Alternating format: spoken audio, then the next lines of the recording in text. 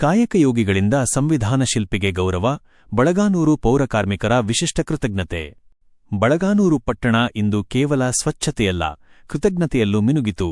ದಿನನಿತ್ಯ ನಗರದ ಸ್ವಚ್ಛತೆಗೆ ಶ್ರಮಿಸುವ ಪೌರಕಾರ್ಮಿಕರ ಕೈಗಳು ಈ ಬಾರಿ ಕಸವನ್ನು ಅಲ್ಲ, ಗೌರವವನ್ನು ಹೊತ್ತೊಯ್ದವು. ಪಟ್ಟಣ ಪಂಚಾಯಿತಿಯ ಎಲ್ಲಾ ಪೌರಕಾರ್ಮಿಕರು ಒಗ್ಗೂಡಿ ತಮ್ಮ ಹೃದಯದ ನಮನವನ್ನು ವ್ಯಕ್ತಪಡಿಸುವಂತೆ ಬೃಹದ್ಗಾತ್ರದ ಡಾಕ್ಟರ್ ಬಿ.ಆರ್. ಅಂಬೇಡ್ಕರ್ ಅವರ ಭಾವಚಿತ್ರವನ್ನು ಖರೀದಿಸಿ ಪಟ್ಟಣ ಪಂಚಾಯಿತಿ ಕಾರ್ಯಾಲಯಕ್ಕೆ ನೆನಪಿನ ಕಾಣಿಕೆಯಾಗಿಸಿದರು. ಈ ಕಾರ್ಯದ ಹಿಂದೆ ಕೇವಲ ಒಂದು ಭಾವಚಿತ್ರವಲ್ಲ, ಒಂದು ಯುಗಪುರುಷನಾದ ಭೀಮರಾವ್ ಅಂಬೇಡ್ಕರ್ ಅವರ ಬೆಳಕು ತುಂಬಿದ ಜೀವನದ ಪ್ರಭಾವ ನೆಲೆಸಿತ್ತು.